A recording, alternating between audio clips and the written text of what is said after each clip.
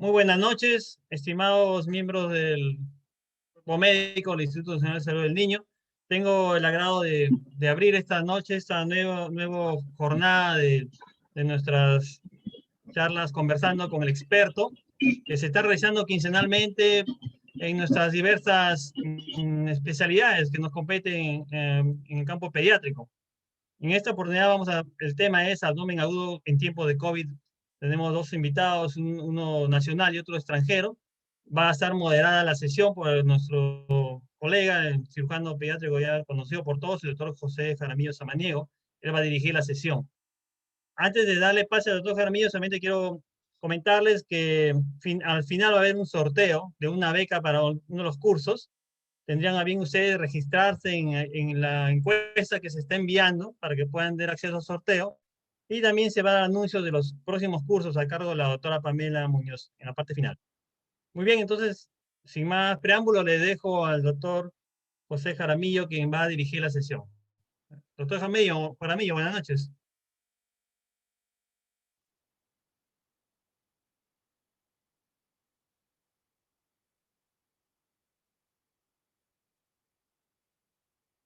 Doctor Jaramillo.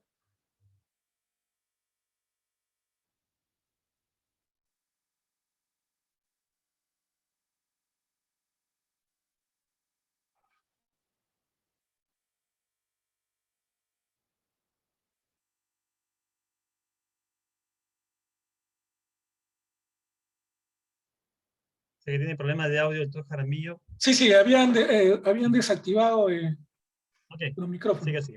Muy buenas noches a todos los colegas que están en estos momentos uniéndose a la videoconferencia, el cual, conversando con el experto, hoy ya toca el tema abdomen agudo quirúrgico en tiempo de COVID y que le toca al Servicio de Cirugía General de nuestro instituto. En esta oportunidad, como lo mencionó Carlos, vamos a tener dos invitados, uno nacional y el otro es extranjero. En primer lugar, vamos a dar pase a la ponencia del doctor Luis Mauricio Figueroa Gutiérrez, de Colombia. Él es profesor asistente de cirugía pediátrica de la Universidad del Valle de Cali, Colombia, y es investigador junior de Colscience. Entonces, él nos ha preparado un video, debido a que por problemas de conexión puede haber alguna interferencia. Entonces, Carlos, a ver si ya puedes pasar el video.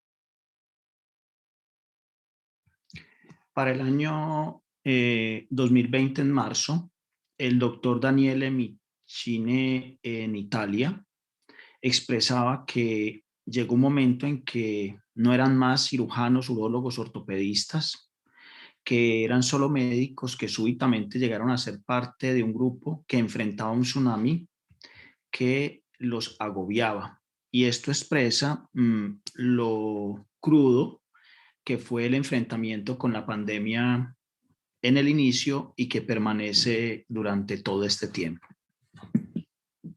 Mi declaración de intereses es que soy profesor asistente de medio tiempo de la Universidad del Valle. Mi correo electrónico es figura.luis@correounivalle.edu.co y soy investigador en Colombia. La agenda que vamos a llevar hoy comprende una introducción. Vamos a hablar de COVID-19 y cirugía en general, algunos aspectos. COVID-19 y cirugía pediátrica, algunos puntos sobre telemedicina específicos en cirugía pediátrica y cómo ha afectado la educación en cirugía pediátrica la pandemia. Hacer una conferencia sobre este tema tiene cierta complejidad porque cuando uno relaciona en un buscador como PubMed, cirugía y COVID-19, solo en los títulos ya se encuentra que a año y medio de la pandemia se han publicado más de 1.250 artículos que tienen estas dos palabras en su título, son mucho más de 16.000. Y cuando cruzamos COVID-19 y cirugía pediátrica, encontramos específicamente en los títulos los términos en 16 artículos. No porque no se haya escrito mucho en cirugía pediátrica, pero sí va en nosotros publicar mucho más de lo que estamos viendo sobre este problema. Adicionalmente, cuando buscamos en Google académico, cruzamos las mismas palabras, encontramos más de 1.750 artículos, tanto en idioma inglés como en idioma español. Intentar entonces obtener de esta información datos que sean de máximo provecho para toda la audiencia. Existiendo muchas guías, aquí vemos algunas de las que ya se han emitido. Muchas las conocimos ya desde el año pasado, las del American College, guías sobre elementos de protección personal y en otros aspectos. Vamos a tratar solo la guía que en este momento habla sobre la hoja de ruta para mantener la cirugía esencial durante la pandemia COVID-19, que tiene que ver con algo a lo que nos enfrentamos todos los días, que es el iniciar y el suspender, programar y reprogramar y volver a suspender y solo poder hacer ciertos tipos de procedimientos de acuerdo a cómo se van presentando las condiciones. Tenemos entonces una base, un artículo que publicamos en abril del año pasado. Recién nos estábamos empapando de qué era la pandemia. Desarrollamos una revisión bibliográfica con lo que había en ese momento más adecuado publicado. Las recomendaciones en cirugía del American College, recomendaciones sobre elementos de protección personal, elementos que tomamos de cirugía de los adultos en cuanto a lo que estaba pasando, porque en realidad los casos en niños todavía eran no tan frecuentes, y adicionalmente a esto, la situación que tenía que ver con la cirugía mínimamente invasiva. Conceptos que obviamente para un año después, muy probablemente muchos de ellos ya están reevaluados. Entonces, sobre la guía que comenté inicialmente, esa hoja de ruta habla de que nos estamos enfrentando a unos picos de recurrencia del virus con cada vez camas más limitadas por cada vez más pacientes afectados tanto por la enfermedad del SARS-CoV-2 y también por las secuelas y las recaídas y las nuevas patologías que se están presentando por esta enfermedad. En esos pacientes también se presenta la necesidad de cirugías que se denominan esenciales, que no se pueden suspender más de cierto tiempo por la gravedad o por el pronóstico o las implicaciones de que esto se presente, con un personal médico fatigado, limitado también, con unos recursos que cada vez se van agotando más, con un número de pacientes creciente, lo que nos enfrenta entonces a unas situaciones bastante complejas.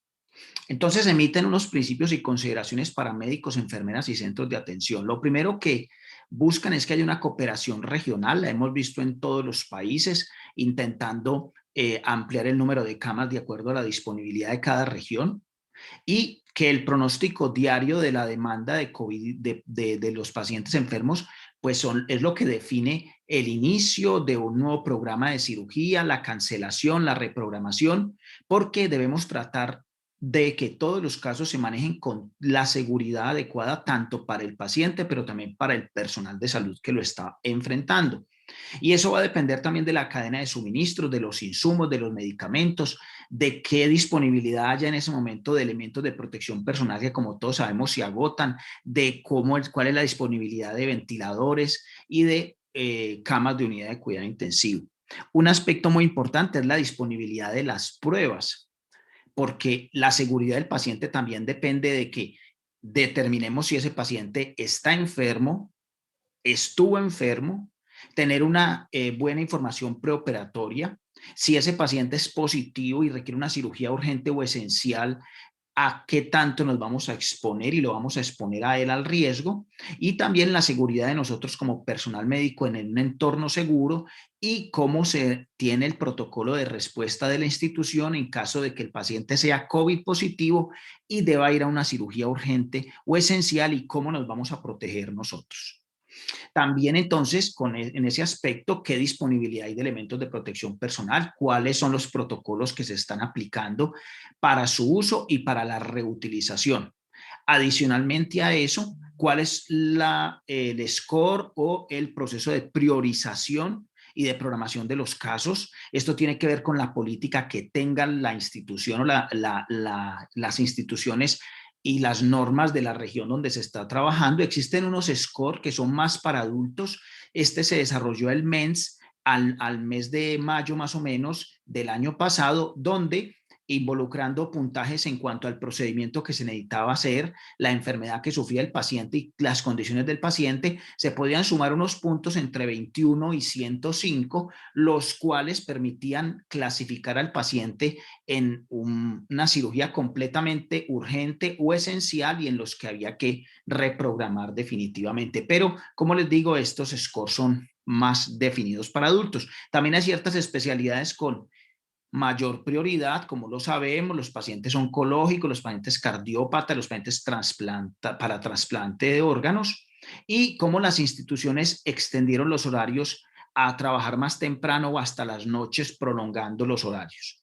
Y considerar entonces el protocolo de fases de atención quirúrgica que todos conocemos, en el que la evaluación preoperatoria puede ser incluso en los casos que se permita a través de telemedicina y los chequeos preoperatorios presencial el mismo día, pero eso tiene su dificultad porque hay que revalorar el estado del paciente más cuando ese paciente tuvo COVID o recientemente está saliendo de esta situación.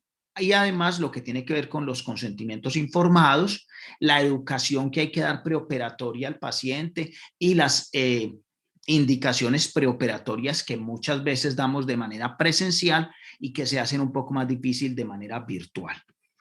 Adicionalmente a eso, tenemos una información y unos datos valiosísimos que se han obtenido de esta pandemia que van a servir para retroalimentar ese mismo proceso de programación, pero también para retroalimentar a futuro cómo enfrentar un nuevo pico, por ejemplo, y adicionalmente en los temas que tienen que ver con investigación, que son tan importantes.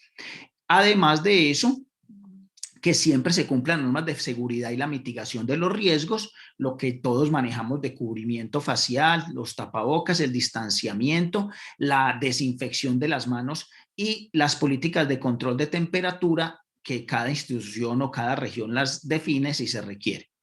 Y un aspecto que debemos considerar cada vez más y es la fatiga del personal, que el personal tenga bienestar y seguridad, tanto estudiantes como profesores en las instituciones donde se da docencia, el número de horas de trabajo y la sobrecarga, el burnout, el estrés e incluso el riesgo de suicidio y de hospitalizaciones por enfermedades mentales que se ha visto aumentado en el personal de la salud. Y pues obviamente también garantizando la seguridad y la comunicación con los pacientes, porque todos hemos vivido que ante las restricciones de contacto, entonces solamente puede estar un familiar, ya no pueden estar 3 o 4 pendientes de su paciente y solamente podemos hablar con uno solo y eso limita la comunicación o incluso la comunicación se hace telefónicamente. Y obviamente, cómo son las modificaciones y el mantenimiento y la infraestructura hospitalaria, cómo se ha logrado mantener durante este tiempo, ya que las mismas personas que hacen este trabajo pueden estar aisladas por enfermedad o por el distanciamiento y el mismo personal de aseo. Todos esos son factores a tener en cuenta. El otro artículo que les tengo sobre cirugía en general es este, en el que participamos más de 140 instituciones en el mundo. El Hospital Universitario del Valle estuvo presente con diferentes grupos en diferentes especialidades. Se recopilaron más de 140,000 pacientes con procedimientos quirúrgicos entre las 4 semanas de octubre a la primera semana de noviembre del año pasado.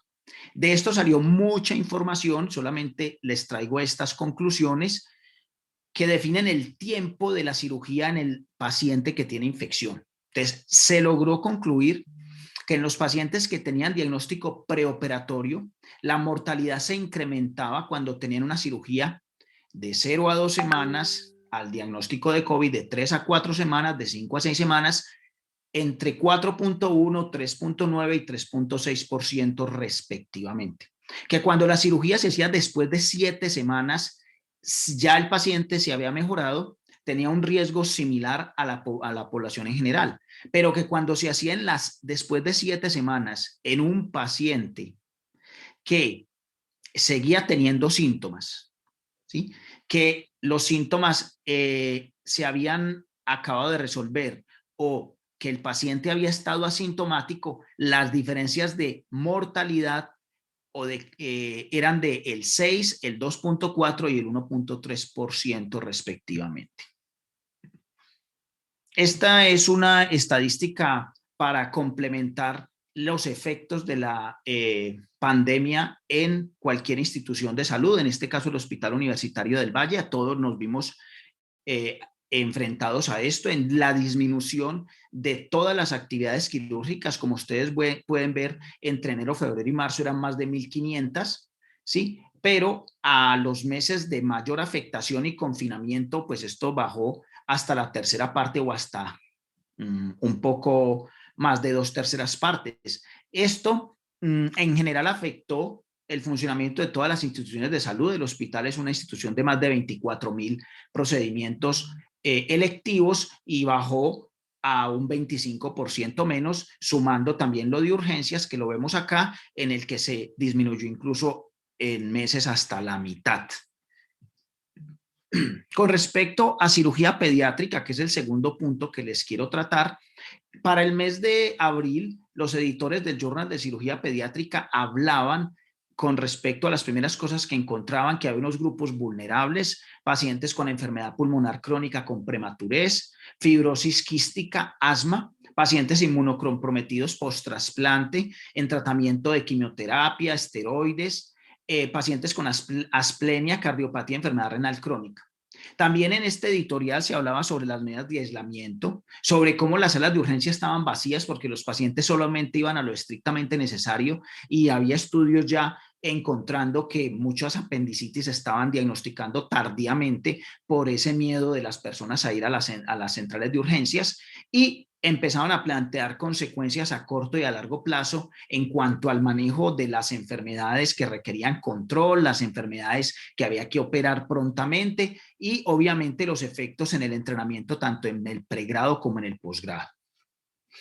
Pero empezamos a ver también una enfermedad que fue nueva para todos y que se hablaba como un shock hiperinflamatorio en el mes de mayo. La primera semana de mayo sale un reporte donde se habla de que hay 8 pacientes, de los cuales, y esto es muy importante para nosotros como cirujanos pediatras y para los pediatras en general, 7 de esos 8 tenían síntomas gastrointestinales asociados a fiebre, diarrea, vómito y dolor abdominal.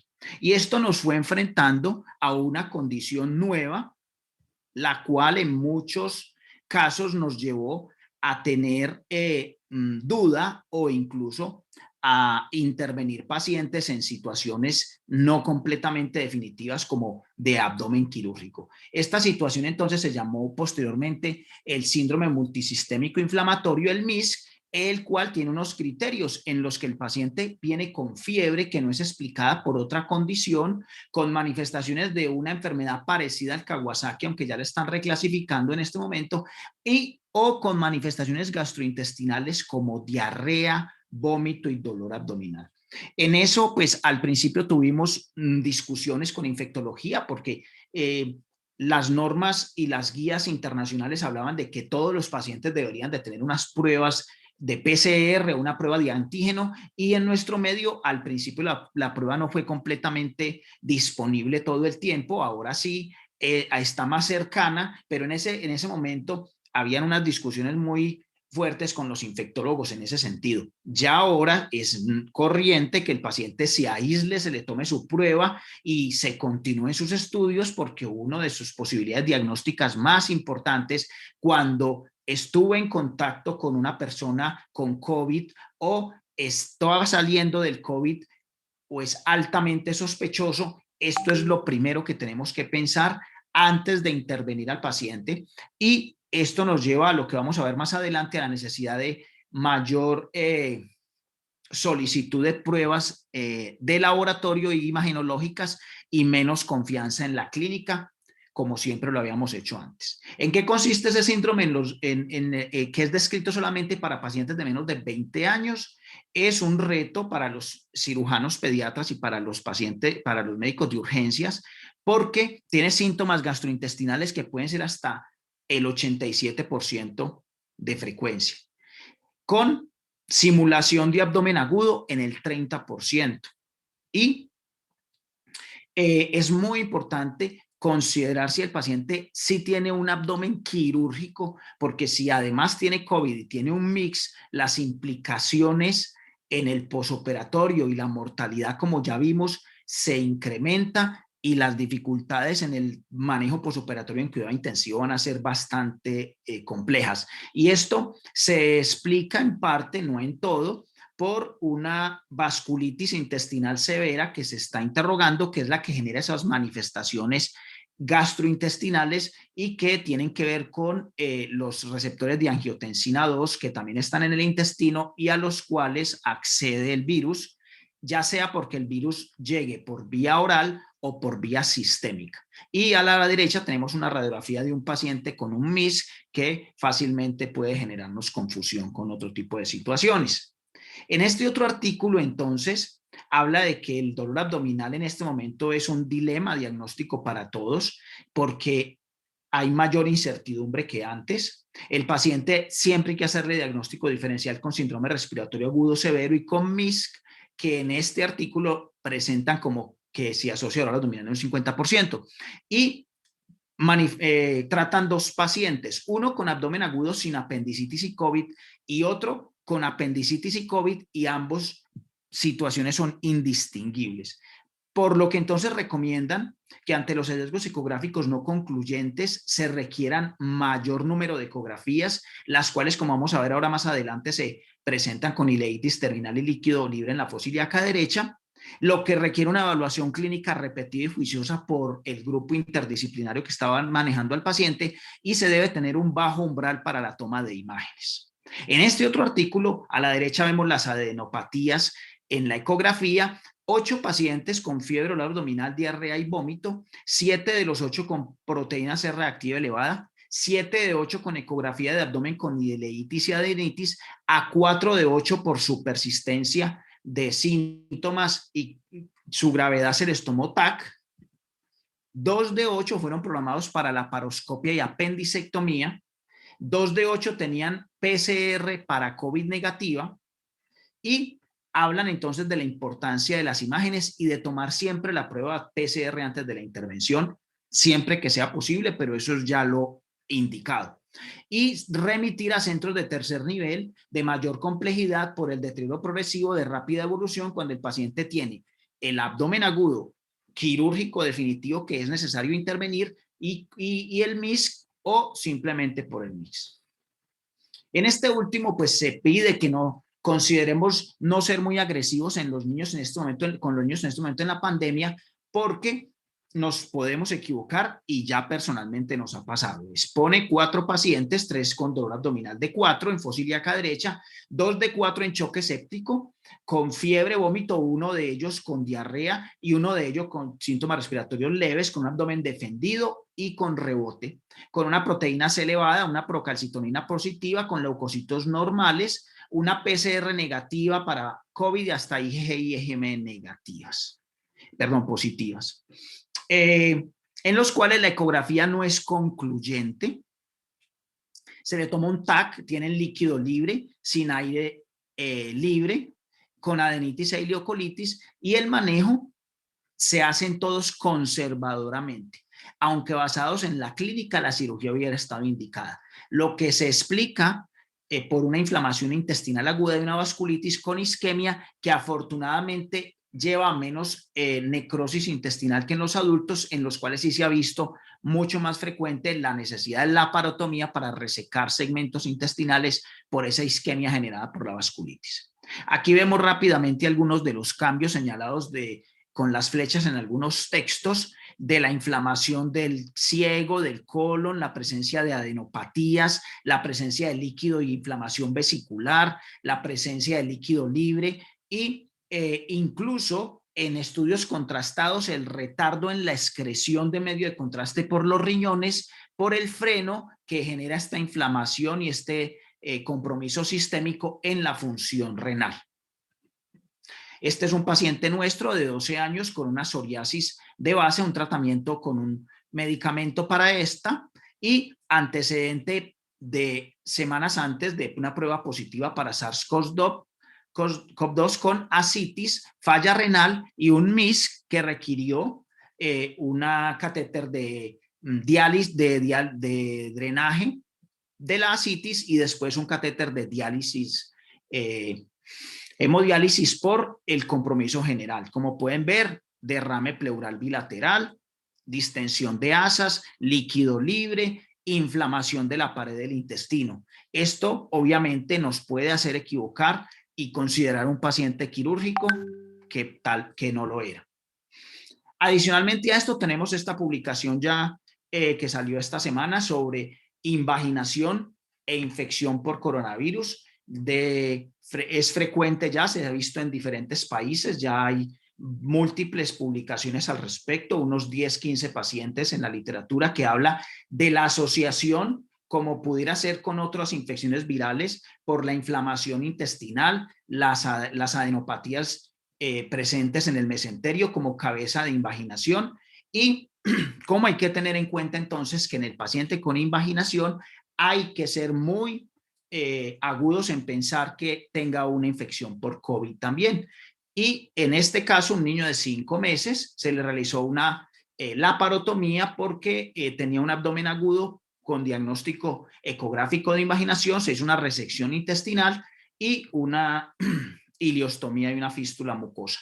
La prueba en la mañana siguiente a la cirugía salió positiva para COVID y posteriormente tuvimos un segundo caso en el que pudimos hacer una reducción hidrostática guiada por ecografía que está pendiente ya de publicación próximamente y después de esto en el servicio entre el grupo de cirujanos hemos tenido ya más casos de invaginación asociada al SARS-CoV-2.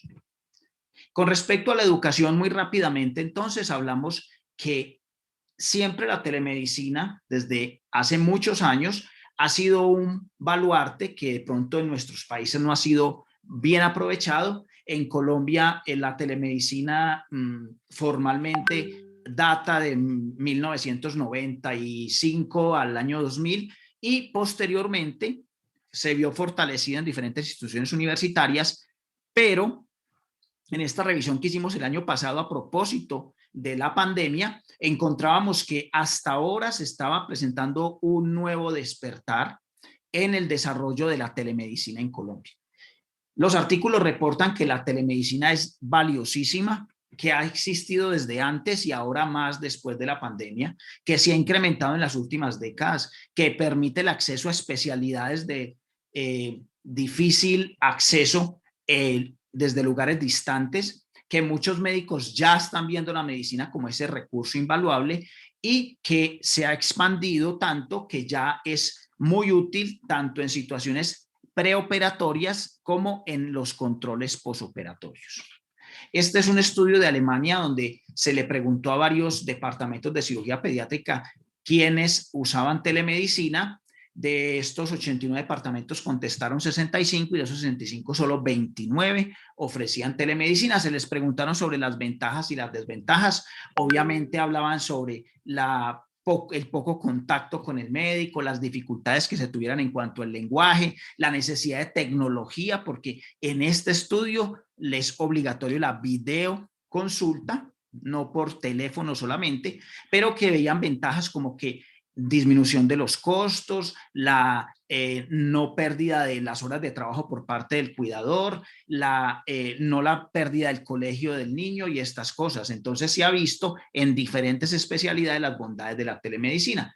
Particularmente entonces en una clínica acá en Colombia se han hecho en el año 2020 20.650 actividades de consulta por telemedicina, sea con video o solo llamada, y cirugía pediátrica llevó a cabo de esas 454 consultas. Para este año, cuando ya se está volviendo a reactivar todo, se alcanzaron a hacer al mes de abril 9.410 consultas, de las cuales 202 habían sido realizadas por cirugía pediátrica. Y en realidad, la utilidad de la teleconsulta, de la telemedicina en ciertas valoraciones, no en todas, y en valoraciones posoperatorias puntuales, evaluar una herida quirúrgica, revisar una patología, en otros pacientes de manejo crónico, formular un botón de gastrostomía, formular insumos para diferentes procedimientos como cateterismo vesical intermitente, se pueden hacer por telemedicina.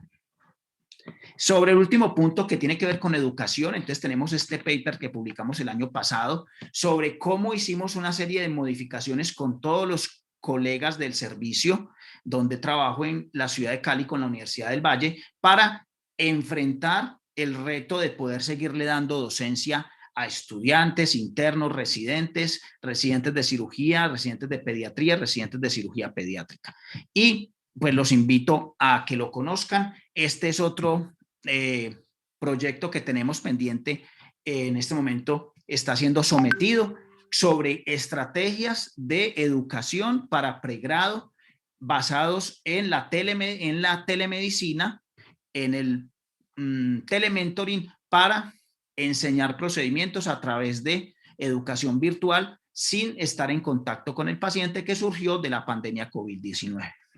Y este último también está siendo sometido también en este momento, es la experiencia del servicio durante todo el año pasado sobre cómo desarrollamos todo el proceso de educación a través de telemedicina para el servicio de cirugía pediátrica donde trabajo.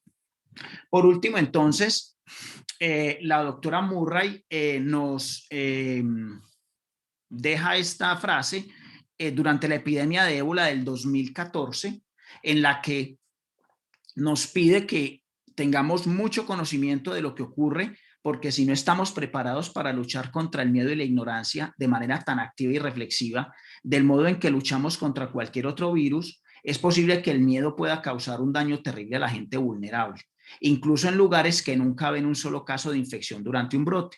Y una epidemia de miedo puede tener consecuencias mucho peores cuando se complica por cuestiones de raza, privilegio e idioma. Ella en ese tiempo era médica, ya ahora además es nefróloga, y le tocó enfrentar a algunos pocos pacientes en Irlanda que llegaban del África sospechosos o de áreas de ébola y nadie los quería atender por el miedo y el desconocimiento. Estas actividades obviamente ayudan a que se difunda el conocimiento y podamos enfrentar de mejor manera las situaciones que nos proponen nuestros pacientes. Muchas gracias.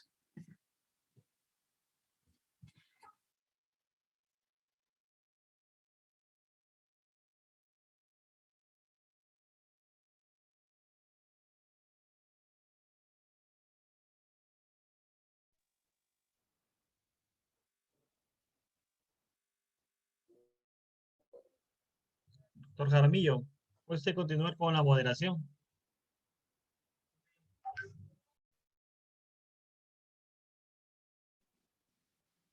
Muchas gracias.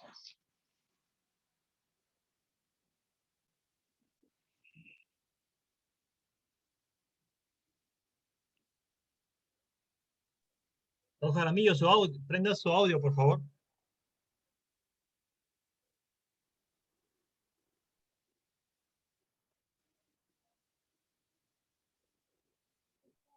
Estamos revisando el audio del doctor Jaramillo.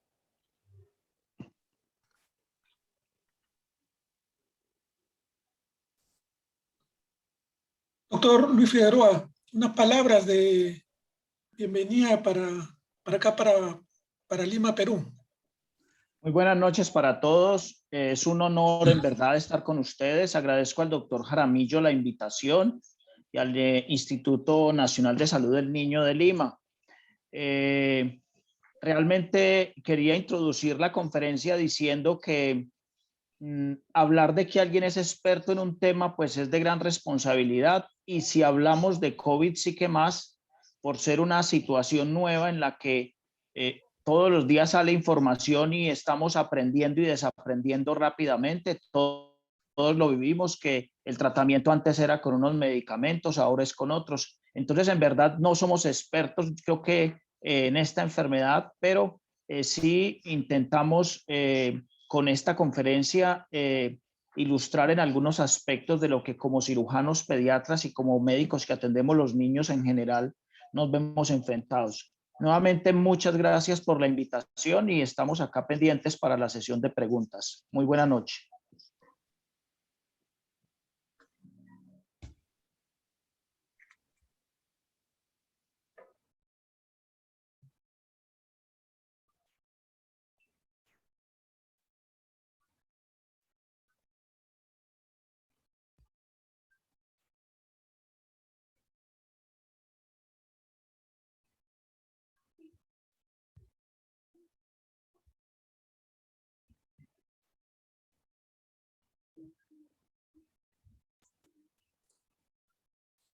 Muchas gracias, doctor, por sus palabras. Vamos a pasar a la segunda ponencia.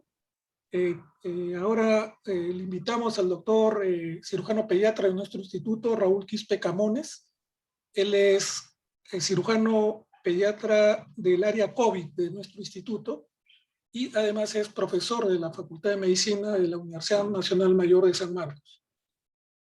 Carlos, a ver si comparte las diapositivas con Raúl. Sí, si me permiten compartir, por favor. Buenas noches. ¿Tiene acceso usted, doctor? Porque usted puede compartir. Tiene acceso. No, no me sale acá compartir. Ya, un segundo, entonces.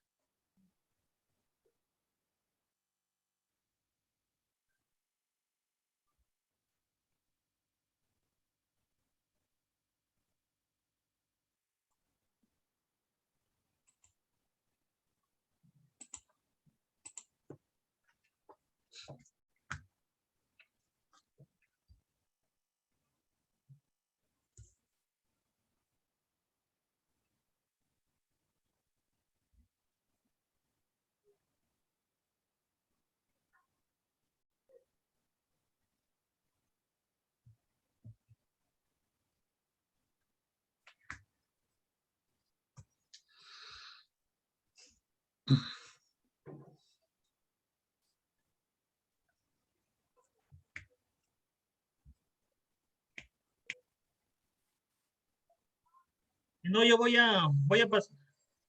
Bueno, Voy a ¿me escuchan? pasarle yo, si no, sus Ya, ok, a ver, diapositivas. entonces ya está bien. Si me escuchan bien, a ver, me parece. A ver, ya, Ya. perdón. Ajá, sí, está bien, está bien. La Está bien, primera, me por avisa. favor. Sí, ya. En cuanto al audio, no hay problemas, ¿verdad? ¿Se No, sí, escucha? le escuchamos bien. Siga, doctor. Ah, ok, muy bien. Bueno, buenas noches ante todo.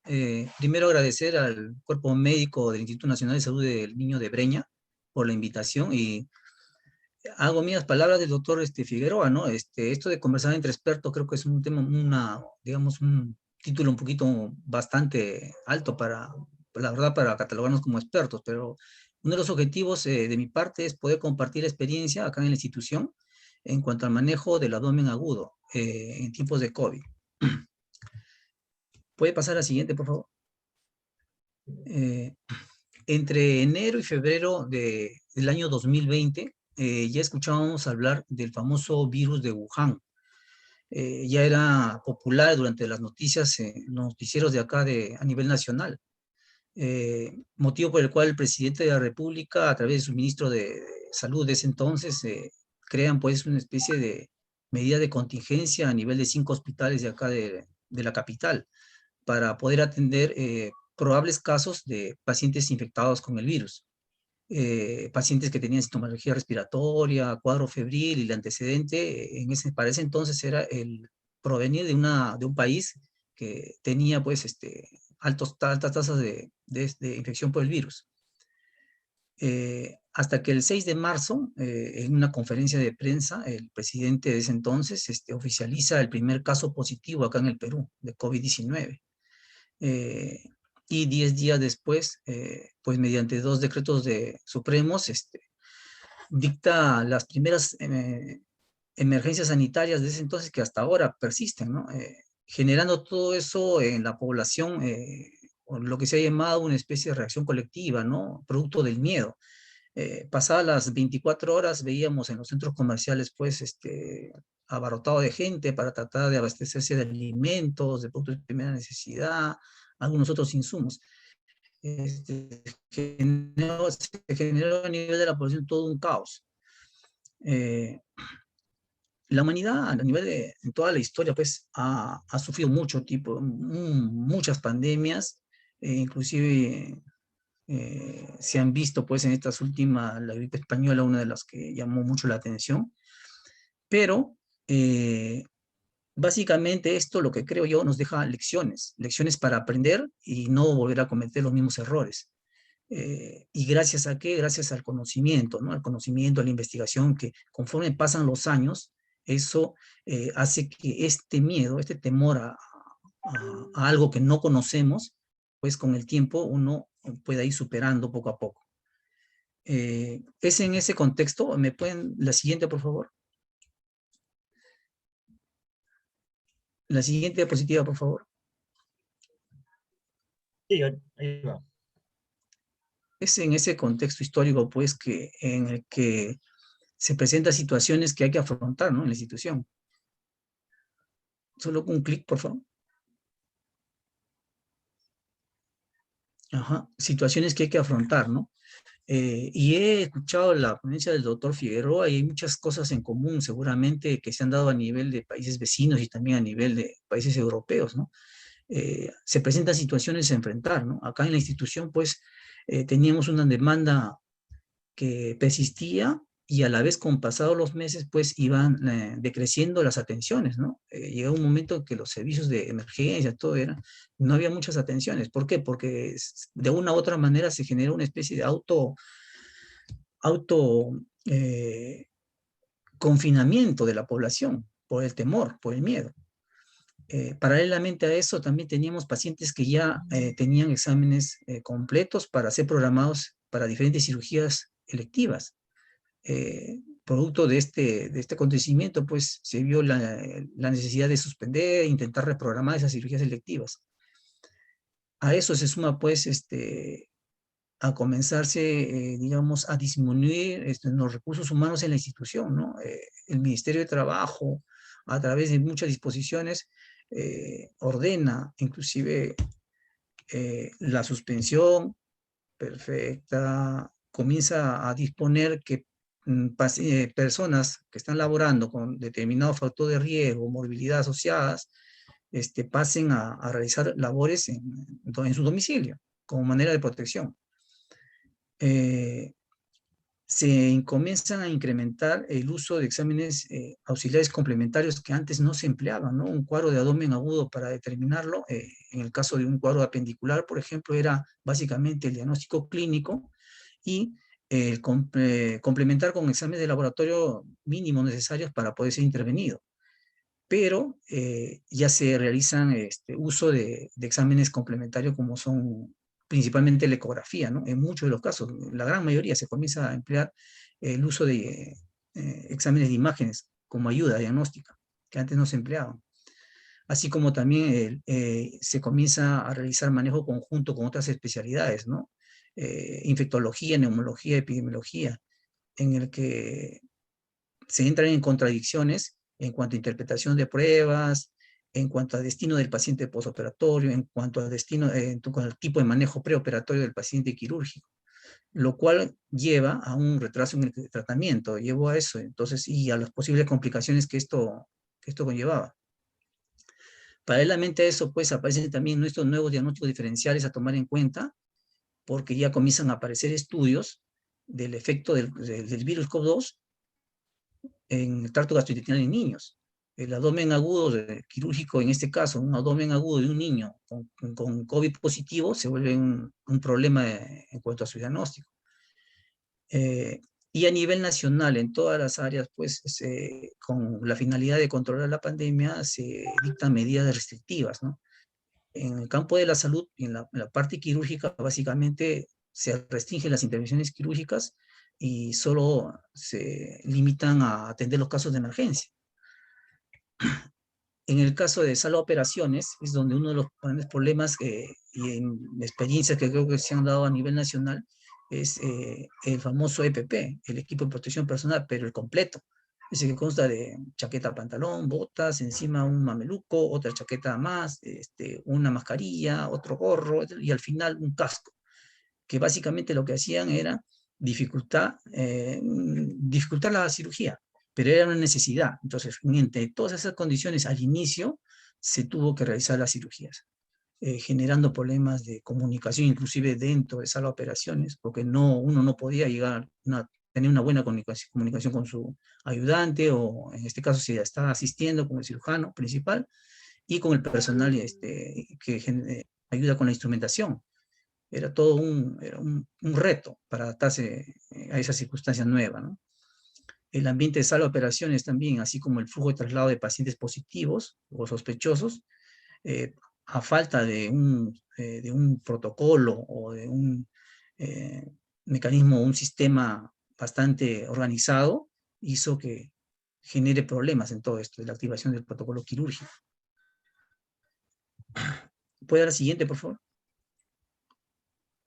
Es en estas situaciones, pues, de que teníamos, sí, la siguiente, que teníamos que continuar con la oferta, ¿no? Con la oferta de la especialidad. La siguiente, por favor. Ahí vamos.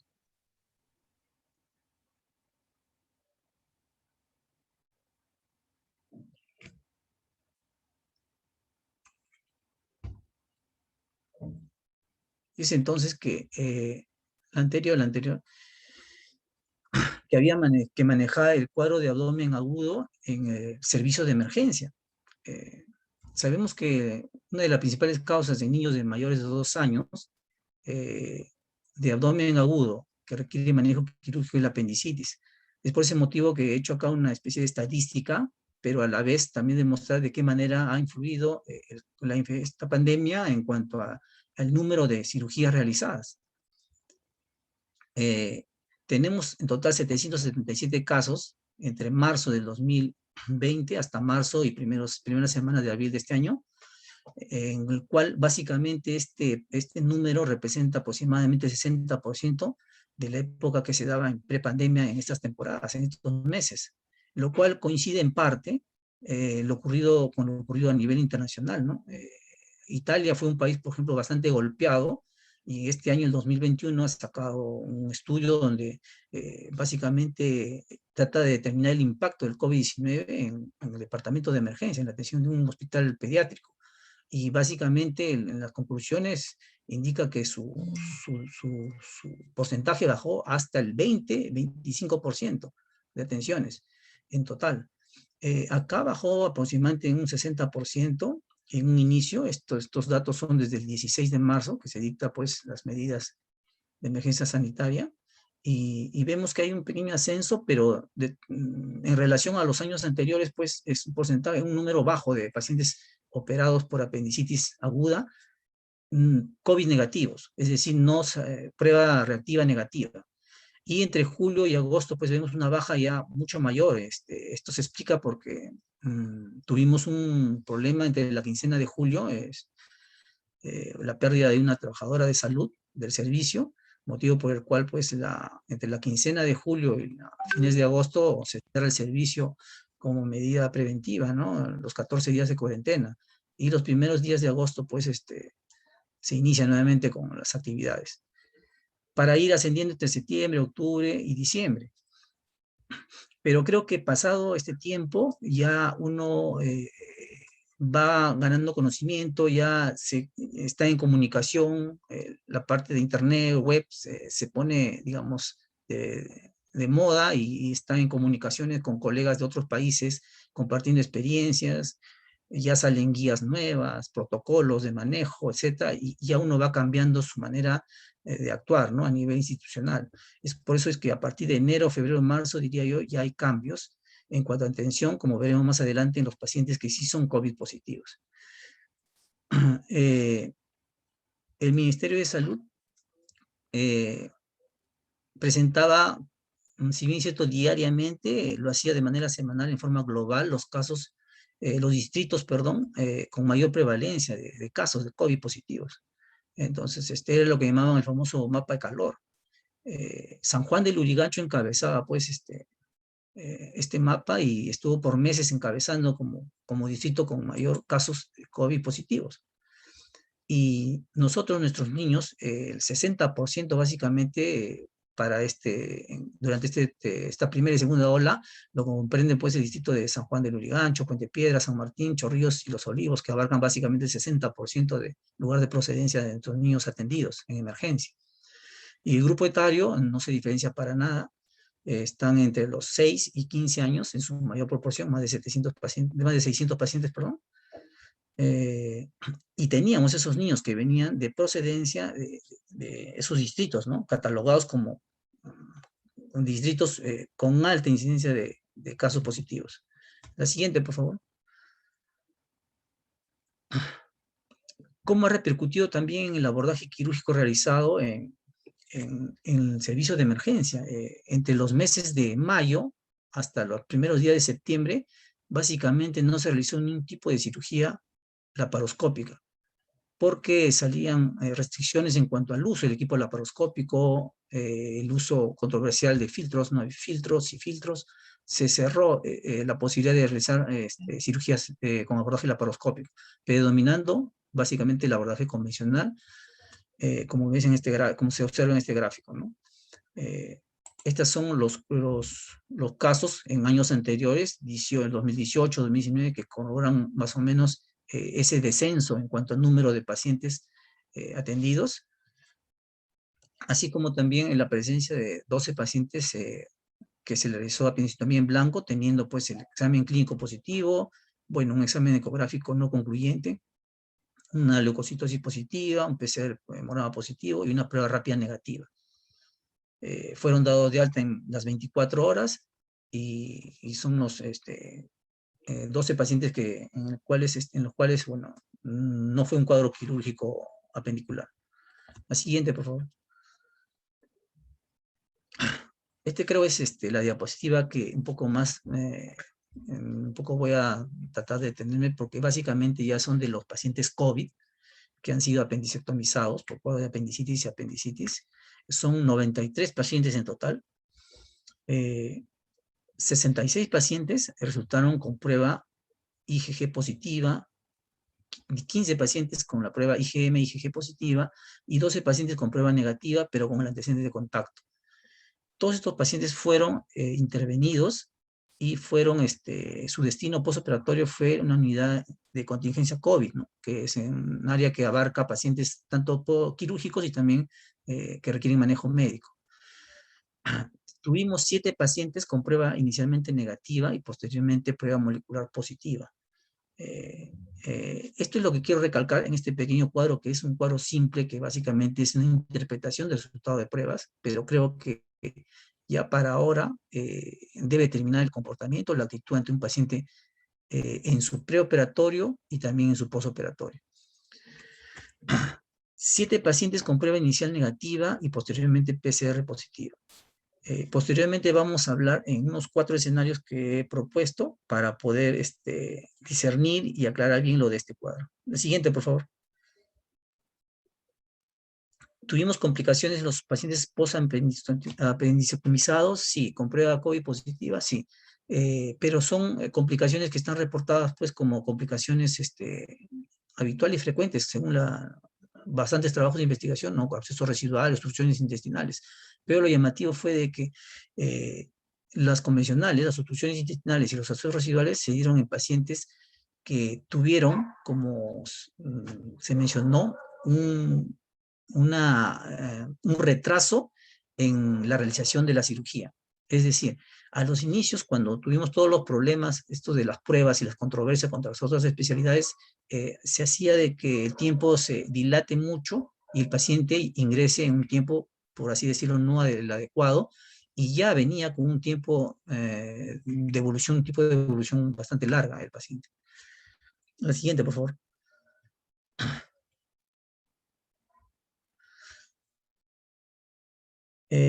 Aquí he tratado de colocar 4 escenarios posibles porque seguramente es un poco la interrogante en la parte práctica de la atención en emergencia, principalmente, de qué hacer con un paciente con un cuadro de abdomen agudo, independientemente sea apendicular o no. Un paciente con prueba positiva IgG y clínicamente compatible, un paciente con IgM e IgG positivo con clínica compatible con abdomen agudo, un paciente no reactivo y un paciente no reactivo, pero posteriormente positivo a la prueba molecular. Entonces, no quiero incluir acá pacientes que tengan adicionalmente compromiso respiratorio, porque ahí ya el manejo sería totalmente diferente, tal vez. En estos 4 pacientes con ausencia de compromiso respiratorio, los 4 deben de ser intervenidos quirúrgicamente. El destino sí va a variar de acuerdo a este pequeño esquema. El destino debe variar. Para eso se crean o contamos con una unidad de contingencia.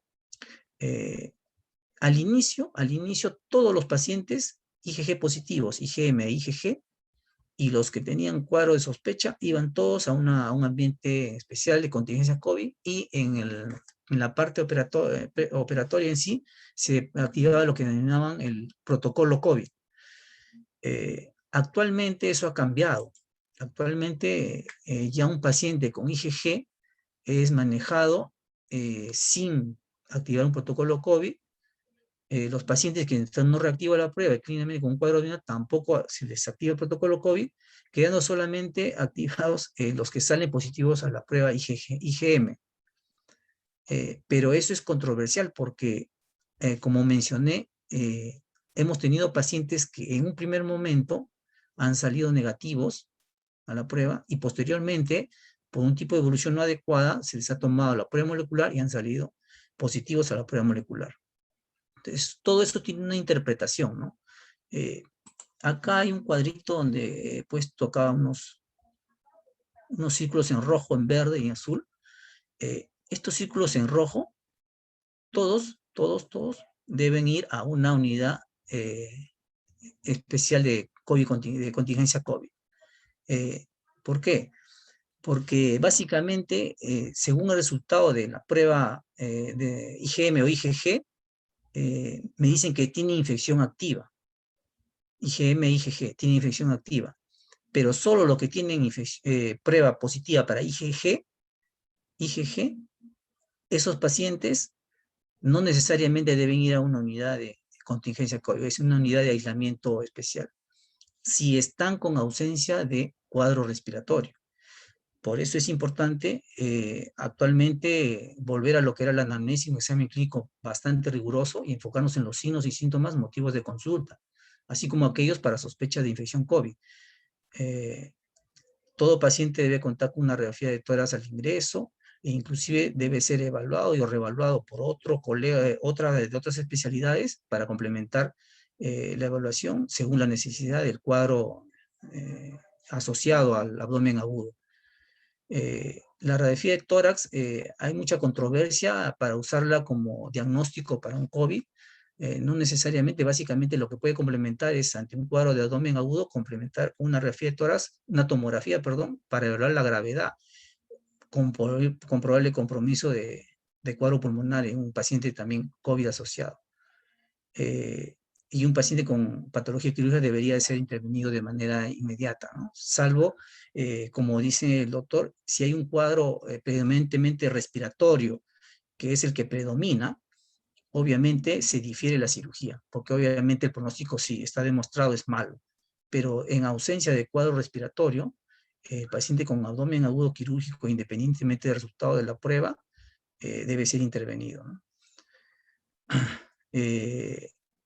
El uso de PPP básico para las evaluaciones en emergencia deben ser, pues, la mascarilla, guantes, lentes y protector facial. Y obviamente mantener el distanciamiento y mantener la higiene de manos constante.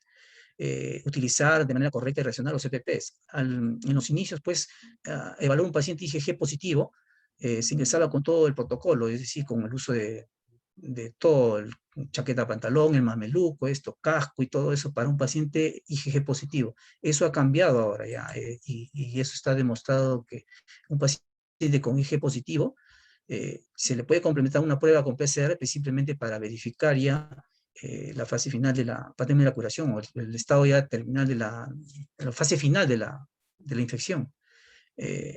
Todo personal de salud que ha tenido un contacto con un paciente no reactivo y posteriormente una prueba molecular positiva debe ser evaluada mediante una prueba molecular. Todo paciente. que ha sido contactado. Y en el caso 4, con este tipo de paciente, debe ser evaluado mediante una prueba molecular. Este cuadro es importante porque nos va a permitir responder seguramente algunas de las preguntas. Eso sería todo. Estoy atendiendo también algunas de las preguntas en cuanto al manejo en el servicio de emergencia de un paciente con abdomen agudo, con diferentes resultados de las pruebas a COVID-19.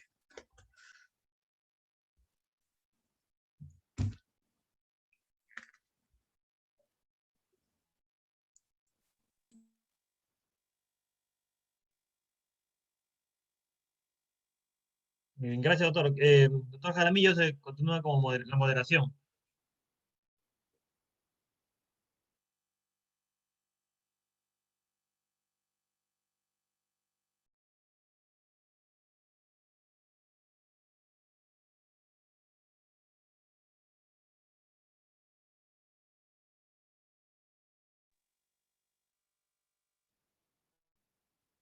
Doctor Jaramillo, ¿puede revisar, por favor?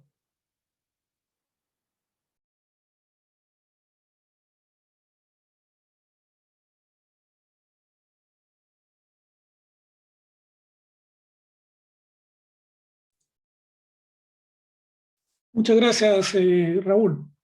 El abdomen agudo se clasifica en dos tipos, ¿no? El quirúrgico y el no quirúrgico. Entonces vamos a empezar, mientras esperamos a los colegas que están asistentes, algunas preguntas de inicio, ¿no? Sobre la parte quirúrgica. En Colombia ya creo que están en una tercera ola. Acá en el Perú recién estamos saliendo de la segunda ola, lentamente, pero parece que estamos saliendo. Y entonces las experiencias ya han cambiado. En un primer momento se hablaba pues, de que debía haber una sala diferenciada de COVID, debía tener presión negativa, flujo laminar, debíamos entrar a toda la cirugía de emergencia con IPP3, ¿no? Con toda la medida de seguridad. La laparoscopía estaba contraindicada. Doctor Luis Figueroa y después doctor Raúl Quispe, ¿ha variado el manejo inicial en la primera ola del COVID con respecto a la segunda y tercera ola? En el caso de Colombia, en el caso de nosotros, ¿ha variado la primera a la segunda ola que vendría para todos los hospitales? Sí, doctor Figueroa. Sí, doctor Jaramillo. Al principio las prevenciones eran, como usted lo está comentando, se suspendió la laparoscopia. Casi que a todos los procedimientos entrábamos con todos los elementos de protección personal. Luego, incluso terminamos haciendo una guía para el manejo de apendicitis no complicada médico para no ingresar los pacientes a cirugía.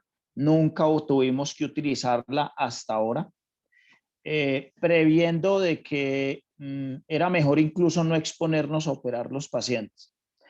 Ya luego, como bien lo dijo el doctor Raúl, empezaron a discutirse el uso de los filtros. Se reevaluó el tema de los aerosoles en la laparoscopia. Se describieron varios filtros, como decimos en Colombia, hechizos construidos en el quirófano con filtros de máquinas de anestesia para evacuar el CO2. Y los filtros comerciales que económicamente en nuestro medio son muy difíciles de conseguir. Esto para luego terminar en que sí se tienen que tener unas precauciones con la evacuación del humo. Me llamaba mucho la atención lo que comentaba el doctor Raúl. Por ejemplo, nosotros si operamos un paciente que es positivo, pero tiene todos los elementos de protección personal, todo el grupo, no se le hace prueba a nadie de los del grupo. Se le hace prueba si usted se pasó las precauciones. Adicionalmente, tenemos sí siempre el niño llega a una sala donde están todos los pacientes sospechosos y de ahí se van evacuando hacia la sala general o hacia la sala de cirugía o hacia la UCI o hacia una hospitalización de COVID. pero como usted bien lo dice, el aprendizaje es continuo y una norma cambia de una semana a la otra y a eso es a lo que nos estamos enfrentando.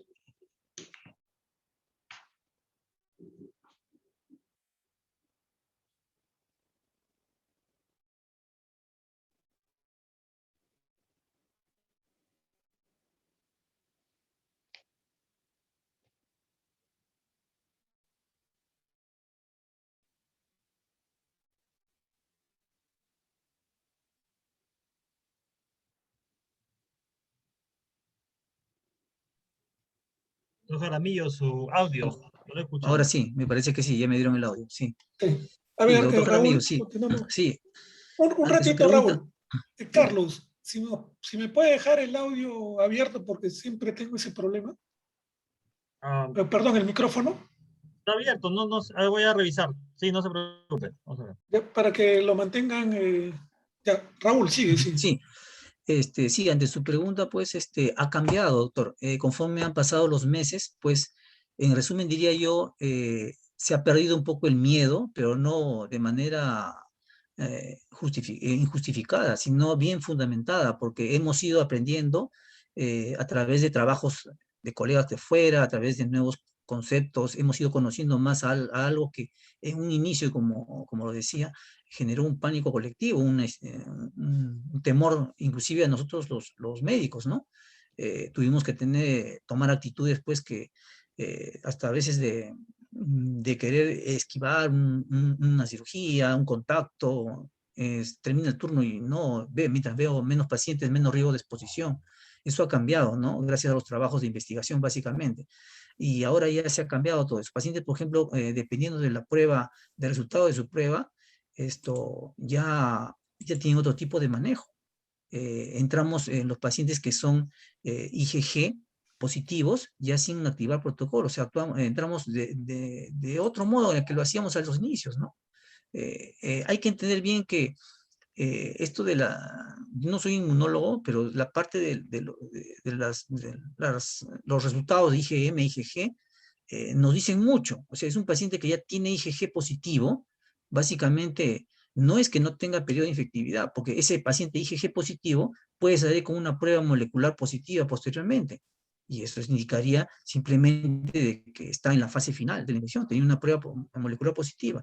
Ahora, ¿por qué no sale una carga, por ejemplo, IgM, IgG, sale una carga IgG aislada? Porque obviamente es una carga baja, es diferente a un paciente grave con compromiso respiratorio en la cual su carga viral va a ser mayor, la creación viral a nivel de la atmósfera va a ser mayor, más duradera, y eso va a incrementar el riesgo. Pero es un paciente IgG positivo, ya es menos la probabilidad. Eso no implica que uno deba descuidar o obviar los cuidados básicos personales, ¿no?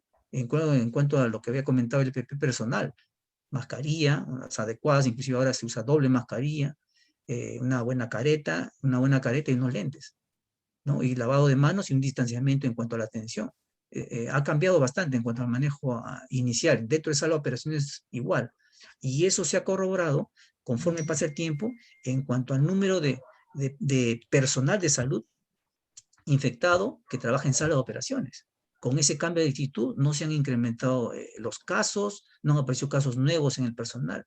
Y eso explicaría el por qué, ¿no? Gracias, Raúl. La siguiente pregunta va relacionada también con lo que estamos hablando. En Colombia, en su hospital, doctor Luis Figueroa, ¿desde cuándo tienen elaborado una guía clínica y el consentimiento informado? Porque cuando hablamos de consentimiento informado, hay dos situaciones. Una, que el paciente tenga COVID, ¿no? Y otra, que no tenga COVID y tenga el riesgo de contagio dentro del hospital. Entonces, ¿tienen formulado su consentimiento informado y su guía clínica? Raúl, también para ti va la pregunta. Uh-huh. Doctor Sí, Luis. desde muy temprano, siguiendo las recomendaciones que hizo la Sociedad Colombiana de Cirugía, en esa reunión se hicieron actividades con infectólogos, con diferentes estamentos y se desarrollaron los consentimientos adicionales al consentimiento normal de anestesia y de cirugía, en el cual se estipulaba esos riesgos que usted bien, doctor Jaramillo, está. Y es que así como nosotros podemos terminar contaminados por el paciente, nosotros pudiéramos contaminar al paciente durante el procedimiento o durante la atención. Entonces, incluso hay consentimientos elaborados desde el servicio de urgencias, donde los padres de los pacientes firman aprobando la hospitalización y aceptando que hay un riesgo. Se fue la señal. Raúl, ¿continúas? Sí. Sobre Sí, se ha ido la señal, ya estará reingresando de nuevo. Bueno, la verdad que una de las grandes debilidades, podría decir, dentro del sistema de salud es de repente la poca formalidad en ese aspecto, ¿no? No se pudo responder de manera adecuada en el tiempo adecuado que debe haber sido entre los primeros 3 meses para ya contar con una guía de protocolo, de manejo, consentimiento informado. En la práctica no se ha dado, se ha seguido manejando con el mismo consentimiento, no hubo un consentimiento en la práctica, al menos físico, en físico que se puede emplear para eso que usted dice, ¿no? Porque el riesgo estaba, eso sí es verdad. En los inicios el riesgo sí era para ambos lados, ¿no? El paciente o también el profesional de la salud. Listo, esperamos al doctor. Mientras esperamos, ahí está, el doctor Luis Figueroa. ¿Nos conectamos de nuevo, doctor? Doctor, ya lo estamos conectando. ¿Quería continuar? Si puede activar su micrófono. Ya listo, sí, gracias. Disculpen ahí la interrupción de la tecnología. Decía que sí, que los papás firman el consentimiento en urgencias y en los pacientes incluso que vienen ambulatorios para alguna cirugía que se haya podido programar electiva, nosotros mismos le explicamos el consentimiento con respecto a lo que tiene que ver con el riesgo de que en ese momento intraoperatorio se presente algún tipo de contagio. Obviamente, pues todo el mundo se protege al máximo en el sentido de no transgredir las normas para que eso no se presente, pero el riesgo siempre va a estar allí. Gracias, doctor. Continuando con las preguntas, las siguientes. ¿Qué exámenes allá en Colombia solicitan para ingresar un paciente que se considera quirúrgico, ¿no? En la emergencia? Estamos hablando de la emergencia. Para ti, Raúl, también, ¿no? ¿Cuál es el examen que están utilizando? Si el paciente es un trauma, ¿sí? Pues pasa inmediatamente a la sala de operaciones y todo el personal cumple todo el protocolo, como decía el doctor Raúl, con todos los aditamentos, la doble bata, la careta, todo absolutamente. Si el paciente nos da para estudiarlo, el paciente no, alguien escribió en el chat que llegaba el paciente con abdomen agudo y se le indicaba un TAC de abdomen inmediatamente. No, nosotros seguimos la misma evaluación clínica, pero rápidamente pasamos a la valoración ecográfica para determinar los criterios ecográficos de apendicitis y se le hacen los estudios de la PCR, que es la prueba que en el hospital universitario está disponible. En la clínica donde trabajo privada se toma una prueba de antígeno. En ese transcurso, mientras el paciente se está observando, pasan 2-3 horas y ya más o menos en ese tiempo, máximo 4, ya tenemos el resultado de la prueba y ya eso nos da un poco más de espacio para pensar, y esto tiene que ver, como intenté explicarlo, en las implicaciones que se tienen. Hicieron una pregunta en el chat que es muy importante. Ya me ha pasado personalmente, he llevado a pacientes con abdomen agudo y termina uno en una apendicectomía en blanco, una apendicectomía negativa, y luego al día siguiente o más tardecito la prueba de COVID sale positiva.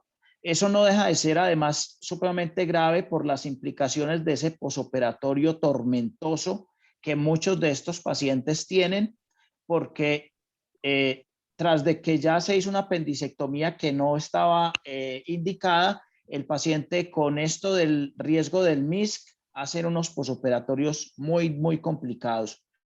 En la misma pregunta, permítame contesto, alguien comenta que qué ocurría si se operaba el paciente con un MISC. Antes de que saliera el estudio de las 7 semanas que les mostré, operamos una paciente que estaba hospitalizada desde noviembre, tuvo un COVID que lo adquirió hospitalizada, tenía una atresia de esófago para hacer un segundo tiempo porque era una reintervención. No esperamos 4 semanas, no había salido el estudio de las 7 semanas, la operamos y esa paciente estuvo pronada 4 semanas, casi se muere porque consideramos que estaba en ese periodo de ventana que expliqué y nos hizo un MISC posoperatorio. Por apresurarnos, sabíamos que era 7 semanas lo que había que esperar. Gracias, doctor. Raúl. Sí. Bueno, en cuanto a los exámenes solicitados en emergencia, en esta última ola, se puede decir a partir de enero de este año, ya ha cambiado un poco la actitud, ¿no? En cuanto a la solicitud de exámenes. Se solicita la batería habitual. Ahora se está pidiendo una radiografía de tórax a todos, como se hacía antes, pero está siendo evaluada con más minuciosidad y también una ecografía abdominal. Eso no va a descartar la posibilidad de que estemos ante un cuadro de abdomen agudo por COVID o asociado a COVID o COVID asociado a un abdomen agudo. Y también solicitamos las pruebas antigénicas. Actualmente a las antigénicas casi diría yo un 90% hasta más salen negativas. Recordemos que esta prueba básicamente lo que va a determinar el tipo de la cantidad de carga viral, ¿no? Y eso puede tener resultado positivo el paciente, pero mejor dicho, un IgG positivo, un IgM positivo, pero una prueba antigénica negativa. Entonces, básicamente tenemos que ampliar, como digo, lo dije en la presentación, la anamnesis, el cuadro clínico y buscar algún otro signo que nos indique que estamos ante un probable cuadro de COVID asociado. He tenido la oportunidad de observar en emergencia los cuadros de abdomen agudo por apendicitis y créeme que ahora ya con el tiempo uno aprende, va a discernir ectoscópicamente a un niño, si bien esto no es algo formal eso, pero ya cuando hay sospecha de un cuadro de COVID asociado, ¿no? Independiente antes de tomarle la prueba. Y por eso ya se va haciendo un manejo interdisciplinario, ¿no? Va pidiendo una evaluación al pediatra, a neumología, para cada un estudio de la radiografía solicitada, etcétera. Porque siempre cada niño que tiene un COVID asociado, que va a ir con mal pronóstico, va a tener un cuadro clínico un poco notorio, salvo sea un cuadro asintomático, que esté en la fase inicial, ¿no? Eso sí, también se puede escapar, pero ahí predominaría el cuadro clínico apendicular, que eso sí no se puede enmascarar, ¿no? Entonces, a su pregunta se solicitan las pruebas de batería habitual, hemograma, PCR, ecografía, radiografía de tórax, y se reevalúa si es necesario. Lo que hemos notado en los niños que tienen COVID positivo, o al menos una prueba positiva, con resultado positivo, con abdomen agudo, tiene un PCR bastante incrementado en relación a un niño que viene con un cuadro, por así decirlo, apendicular con prueba negativa. Un PCR de 50, 60, 55, entonces esos pacientes llaman mucho la atención, ¿no? Por eso se reevalúa y una ecografía a veces arroja pues un cuadro de adenitis mesentérica, que podría ser también causa de un abdomen agudo, ¿no? Que simularía un cuadro quirúrgico. Gracias, Raúl. Ciertamente ninguna prueba es sensible, ¿no? Al 100%. Todos tienen sus errores. Entonces se comenta, y ya creo que ya se sabe, que el periodo de infección de los pacientes COVID son 3 días antes que aparezcan los síntomas, hasta más o menos 5 a 7 días después de inicio de los síntomas. Después de ahí ya aparecen los anticuerpos y podríamos decir que ahí ya comienza a disminuir la carga viral. O sea, el menor riesgo que tenemos para nosotros como personal de salud podamos contagiarnos. Entonces, nosotros en la primera ola y parte de la segunda ola hemos estado manejando a los pacientes con la prueba serológica, ¿no? Y claro, nosotros ahora ya hacemos la paroscopía sin filtro, con la justa nos ponemos nuestras mascarillas quirúrgicas, ¿no? Y ya no tomamos todas las medidas de precaución cuando son IgG, IgMG, ¿no? Y IgM, ahí todavía hay un temor. Entonces, la pregunta es, ahora que ya no tenemos pruebas serológicas, tenemos solamente la prueba antigénica. En la prueba molecular en nuestro país, el resultado dura 2 días. Y estamos frente a un paciente que tenemos que operar con un abdomen agudo quirúrgico. La pregunta es, a partir de que estamos utilizando la antigénica, tenemos que operar a todos los pacientes con un equipo de protección 3, o sea, con todas las condiciones, hasta en sala aislada para COVID, ¿no? Tener una zona de recuperación a todos los pacientes, diferenciar, a todos los pacientes tenemos que ser así, o cómo vamos a distinguir a un paciente que es COVID si las pruebas no son tan fidedignas como se dicen. Luis. No sé si el doctor Raúl quiere contestar primero. Ya, sí. Mire, doctor, tenemos resultados de prueba serológica, perdón, me dijo usted prueba antigénica, ¿verdad? La prueba antigénica hay 2 alternativas, o sale reactiva, positiva o negativa. Si tenemos una carga viral muy baja, esa va a salir negativa. Y eso significaría también el grado de infectividad del virus también bajo. Entonces, no digo de que no se deba usar el EPP personal o todas las medidas, pero activar un protocolo COVID, como se hacía a principios de meses, de inicios de esto, yo creo que ya es demasiado. Una prueba positiva, antigénica positiva, sí me estaría dando la posibilidad, pues, de que es una carga viral alta y ese paciente debería entrar con un protocolo, como en los inicios, y posteriormente solicitar una prueba molecular. Doctor Luis Figueroa. Sí, igual. En los sitios donde se hace la prueba de antígeno, se interpreta como dice el doctor Quispe. En los sitios donde podemos hacer la PCR, pues si sale positiva, nos vamos con todo. Lo que sí es que nosotros acá en Colombia, en las 2 instituciones donde trabajo, no hacemos IgM e IgG de rutina para definir una conducta.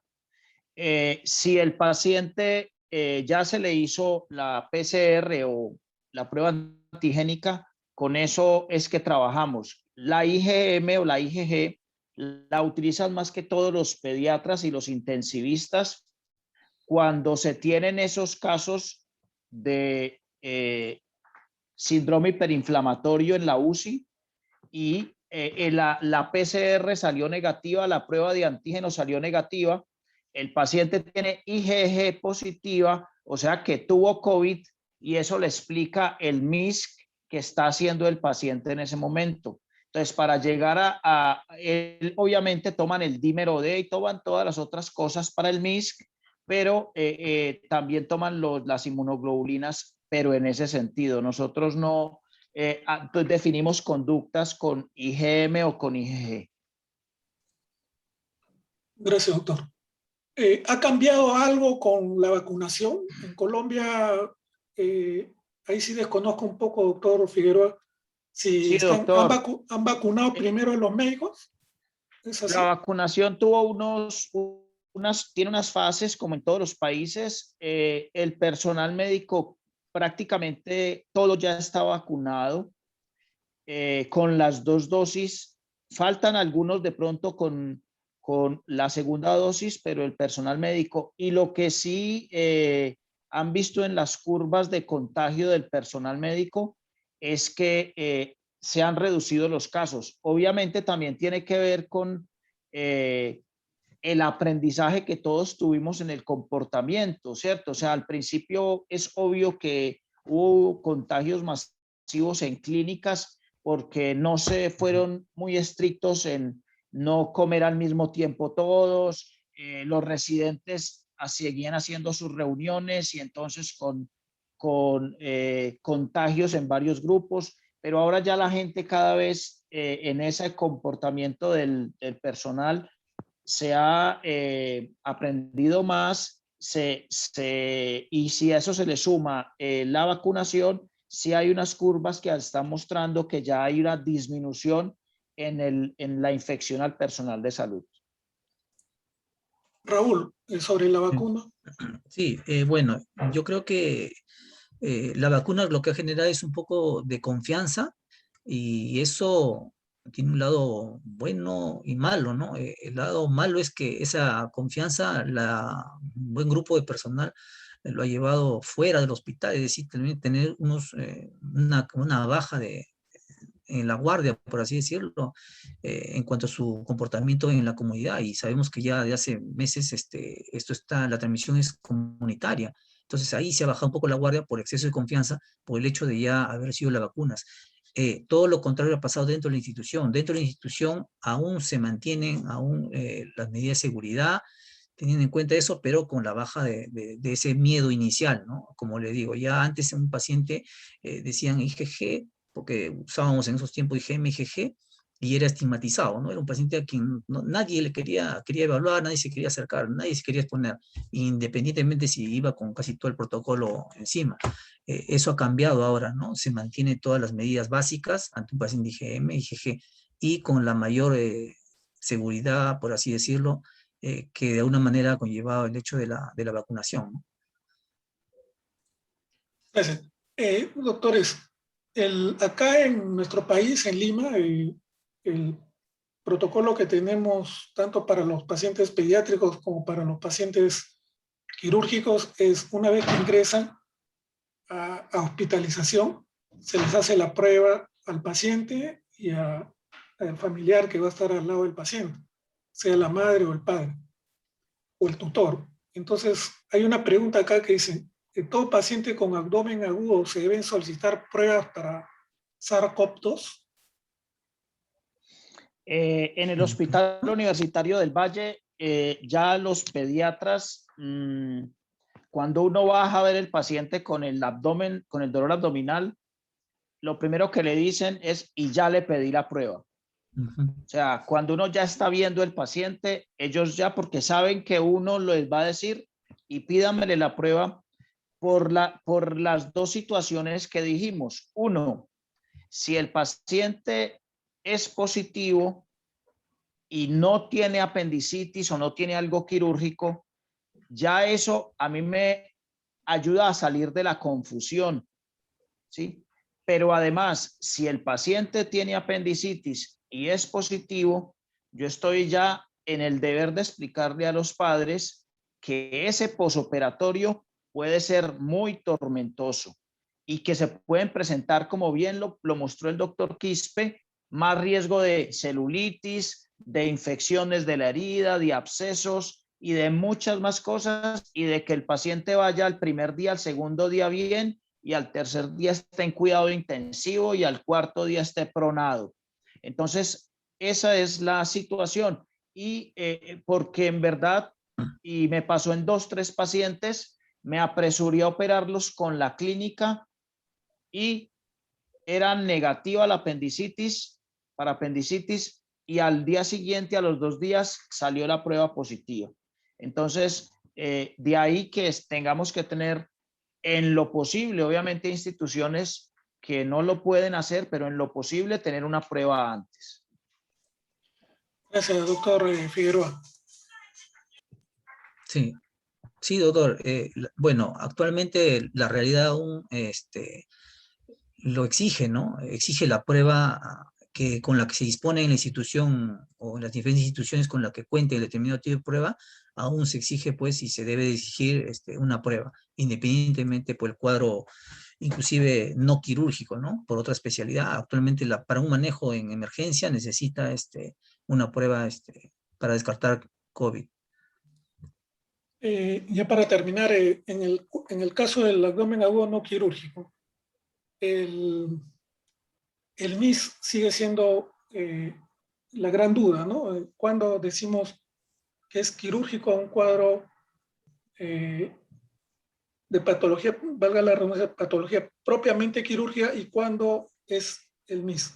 Utilizamos nosotros, en su experiencia de ustedes, el cuadro clínico o la ayuda diagnóstica, o sea, tanto esta ecografía o tomografía para la decisión quirúrgica.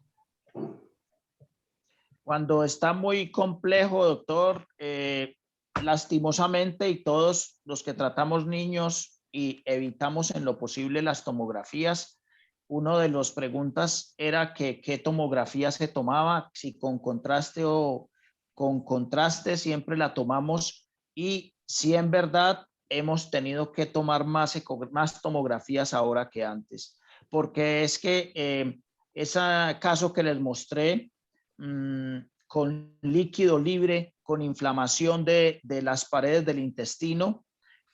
Conocí un caso en la clínica donde trabajo, no me tocó a mí en esos días, que se llevó un bebé de 3 meses a la parotomía y lo único que se encontró fue líquido libre, y luego le tomaron la IgG y la IgM y tenía IgG positiva. Alguien preguntó que en neonatos en principio la transmisión vertical no está presente, pero obviamente si alguien del personal o la mamá viene y lo visita de la calle, el bebé, el neonato de 15 días, 4 días, 8 días, puede tener un COVID. Pero en este caso del bebé que les digo, el paciente tuvo una laparotomía por línea media en blanco, porque se apresuró el personal, porque el paciente estaba en muy malas condiciones y no se pensó en el MIS. Por eso siempre se está recomendando que se utilicen más las imágenes en este momento. Raúl. Sí. Bueno, he tenido oportunidad de ver ahí en el área de contingencia COVID 8 casos de MIX manejados por médicos pediatras, ¿no? Ellos básicamente es la parte tanto clínica con el laboratorio con la que complementan para iniciar el tratamiento. Eso es uno. Lo otro, cuando este tratamiento falla o digamos llega a un estado ya más evolucionado, obviamente lo que presentó el doctor, esas imágenes, es verdad, ¿no? Hay una inflamación del hilo.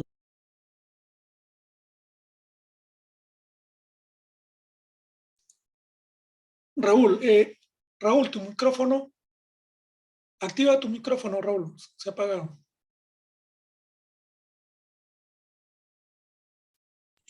¿Ahora sí me escuchan? Sí, ¿no? Sí, Ya. ahora sí, sí. Ya. Sí, lo decía, bueno, he tenido la oportunidad de ver 8 casos mix ahí en el área de contingencia COVID, el cual ha sido manejado por médicos pediatras y han pedido evaluaciones solamente para cirugía en alguno de ellos. Ellos hacen el manejo básicamente con criterio clínico y de laboratorio para poder ya iniciar tratamiento, ¿no? Desde el servicio de emergencia. Lo que mostró el doctor es verdad, ¿no? Tipo, lo que genera es una especie de inflamación a nivel terminal con abundante presencia de líquido, pero eso en un primer momento o en esa condición del paciente no debe ser manejado quirúrgicamente, lo cual tampoco no tendría la indicación, ¿no? ¿En qué condición, en qué situación se entraría a operar un paciente? Si eso se deteriora y llega a un cuadro, por así decirlo, de perforación, ¿no? Casi la misma indicación ante una tifitis neutropénica en los pacientes hematológicos, que no tiene una indicación en un primer momento, ¿no? Salvo una perforación, porque la evolución de esos pacientes no va a ser buena. Entonces ahí se valora el riesgo-beneficio del paciente, un paciente mix, para poder ser programado a sala de operaciones. En mi opinión, debe ser monitorizado mientras exámenes, controles tomográficos, ¿no? De acuerdo a una evaluación previa y después de 48 horas. Ahí el cuadro predominantemente es no quirúrgico, es de manejo médico inicialmente. Muchas gracias. Antes, para terminar, había una pregunta del doctor Mario Tabucci, que es el jefe de servicio. ¿Está el doctor Tabucci por ahí? Doctor Tabucci. Sí, ahí está. Doctor Tabucci. Doctor Tabucci, ¿me escucha? Bueno, claro que ha cerrado ya su... Está el doctor Tabucci ahí, me parece, un momento. Sí, sí, está. No sé si tendrá algún problema, pero está levantando la mano.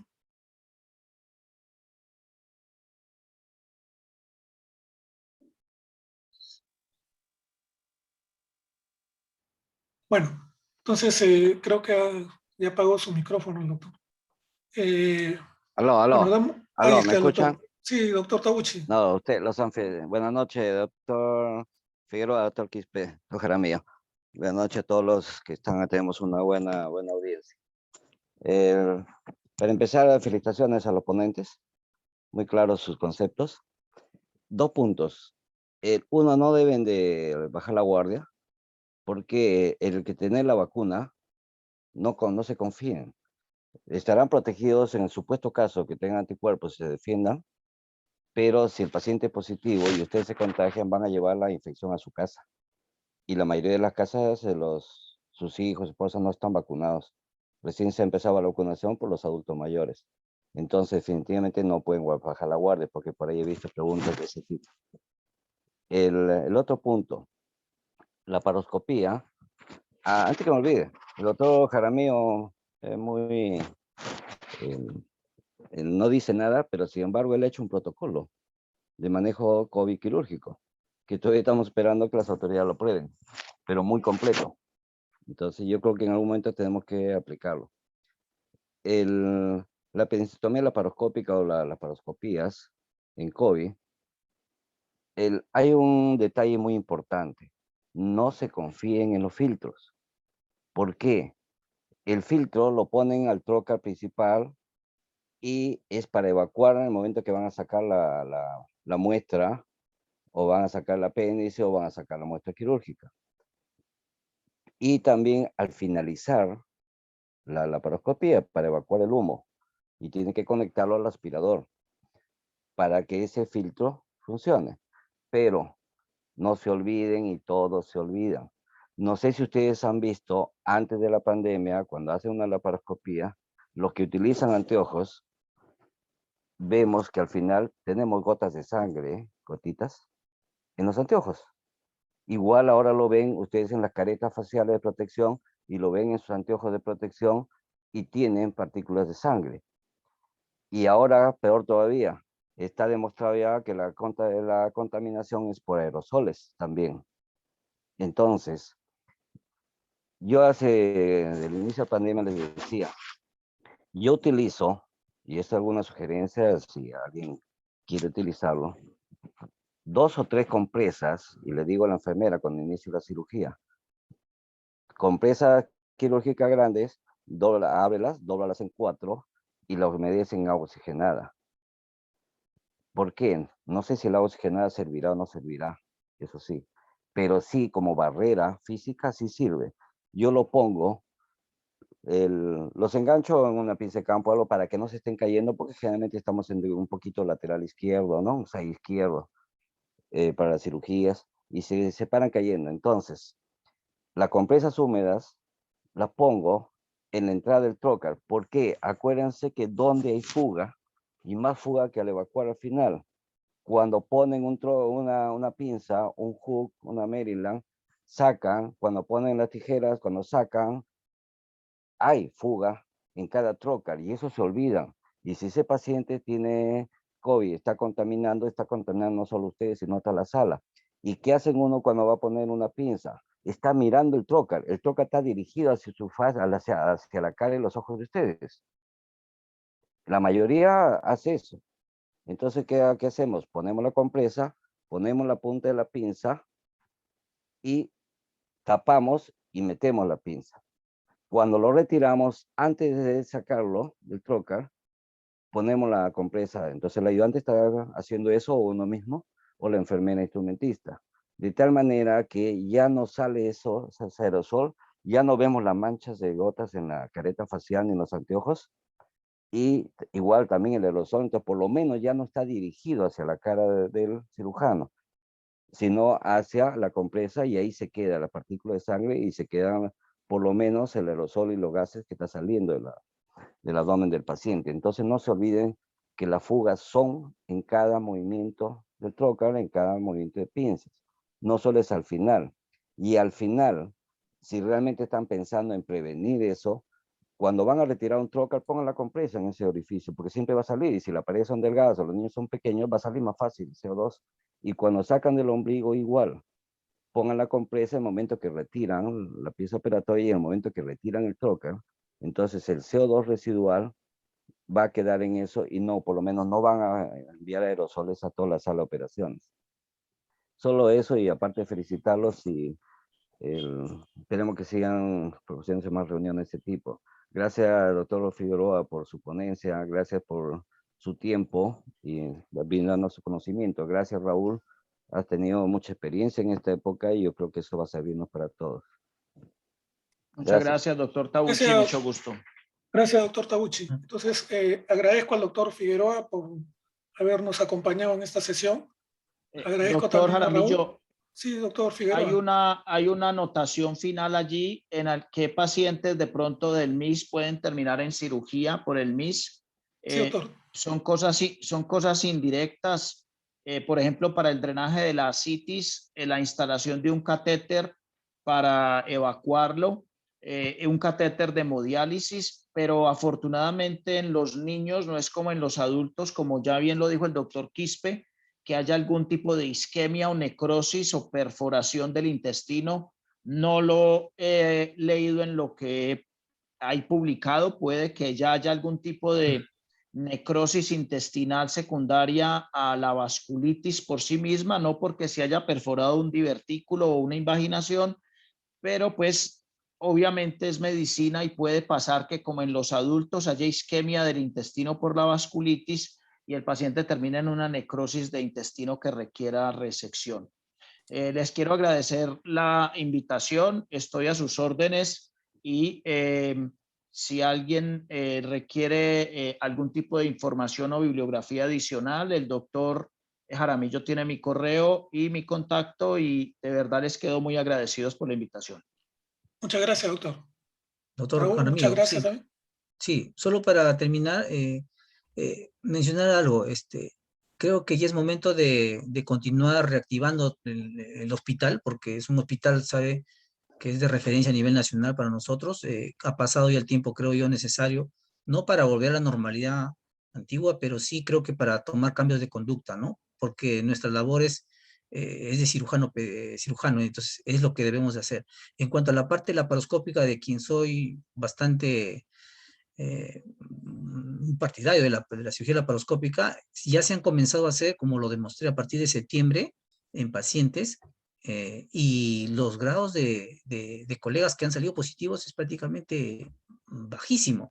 Entonces yo creo que tiene que ver mucho la carga viral del paciente, que uno interviene también, y con las medidas de protección normal no habría un tipo de contraindicación o limitación para realizar esas cirugías, ¿no? Son las cirugías que no son de último de boda, pero son las cirugías que siempre hemos realizado ya últimamente, siempre hemos realizado, así que yo creo que habrá que reflexionar esa parte para volver a eso. Nuevamente muchas gracias al cuerpo médico y doctor Figueroa, un gusto conocerlo a través de este medio. Saludo, nos vemos, gracias doctor Jaramillo. Carlos, te dejo ya para ti para la despedida. Muchas gracias, David, doctor Luis Mauricio, doctor Quispe, usted, doctor Jaramillo, por esta sesión, haber moderado y también por haber nos ha servido a todos, aunque no somos de la especialidad, pero compartimos la atención a los niños pediátricos. Ha sido muy interesante sus apreciaciones. Muchas gracias por participar y apoyarnos en esta noche científica. Muchas gracias. Antes de cerrar, por favor, voy a darle pase a la doctora Patricia Chuquiuri, que también es integrante del comité científico. Va a ser muy importante un anuncio sobre un curso y además sobre quién ha ganado el premio en este sorteo. Doctora Patricia Chuquiuri, por favor.